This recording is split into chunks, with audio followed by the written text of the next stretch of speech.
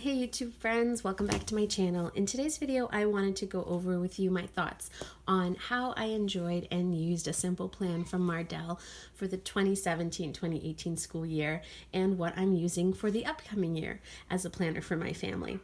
So as you can see, I decided to go with a simple plan again for the 2018-2019 school year. This is the planner we used last year, and this is gonna get us through all the way into June.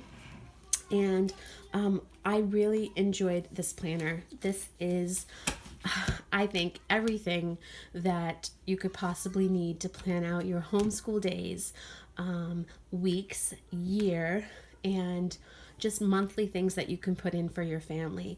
I use this as my only planner. I put family vacations, dentist appointments for myself, my husband, my children, anything that we need to do, like tracking certain things that there's not necessarily pages for, I would just put in note sections. This planner can hold up to 6 students' schedules for an entire year, and that is their year at a glance, their weekly breakdown of a schedule, and then their daily schedule for an entire year. I know a lot of people only do homeschool for maybe 36 weeks and then they take breaks, but this goes all the way from July until June, and that is how we use it because we're doing a year-round schooling and our schedule is a little different. Everyone's schedule is different, but this planner has been amazing. The one thing that I did not like about this planner was this binding, this metal, real rigid binding that just didn't make it conducive for folding it in and laying it flat on my desk. I didn't mind. That wasn't a problem for me really.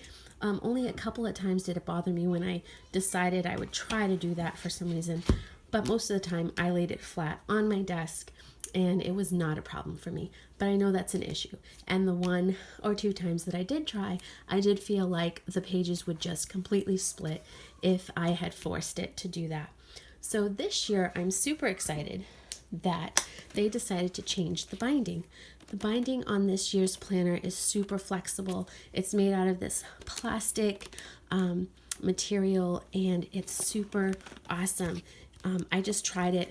As soon as I got it, I said, that's the one thing I want to see if it works, and it does automatically. It just flips super easily, so that's an awesome plus. If that was something that kept you away from this before, you don't have to worry. They changed that, so I'm super excited. The whole planner as a whole is great. It looks a little bit thinner. I don't know if they maybe changed the paper, but it's a good thing, not a bad thing. It's a great thing. It doesn't feel as heavy, but I can't tell just by looking at it whether or not they've changed the thickness. It kind of looks like they might have changed the thickness of the paper, but I don't know. And again, I think that's a good thing. Everything pretty much is the same. Just a couple of things I noticed that are different. The pockets are still here, so that's great. Just the layout, I think. When you open up this one, the welcome letter is here right after the cover. But here they have this nice little folder and then the welcome page. And I just wanted to share, if you don't already know, that it gives you a little explanation of what's in here. So you get calendars, you get yearly, monthly, weekly calendars for easy planning. You get student plans, so that's weekly schedule for each of your students, and it helps them to set objectives for each of their semesters. You have monthly planning pages. You have weekly assignment planning and student records, which is awesome. I love having this in the back of the book. It keeps track of how many days the kids are in school, and if you're in a school district that requires you to keep track of certain attendance records, that is super helpful. And then the grading chart is always helpful. There's a suggested reading list, there's contact information pages, an area for extracurricular activities, some extra pages for notes, steps to salvation, which is so nice. The scripture that they put into this is so beautiful, and every month there is a different scripture that just really helps you stay focused and close to the word. every day when you're opening up your planner. And this is one of my favorite things about this planner. So as far as another plus that I noticed that is different, some of the pages look like the ink is a lot darker. I noticed that, let's see, on this planner from last year, let's see, okay, this doesn't have any notes information. The notes section, if you can see here, the printing is a little light, even the date and the month is super light ink. But I noticed that they changed that up here, and their ink is a lot darker, so that's a plus. Let's see. Yeah, so if you can notice here, the ink is a lot darker on the sides here, and you can see the months much more clearer. There is just a couple of errors in the printing in, I think, the month of December for last year's planner. It like multiplied, or the dates were off in December, I think it was. It didn't bother me because we didn't really have anything scheduled out, and I just penciled in the correct date, but I think it doubled up on December or something. I didn't even mention that to the publisher. It didn't bother me, but you might have noticed that that was something in last year's.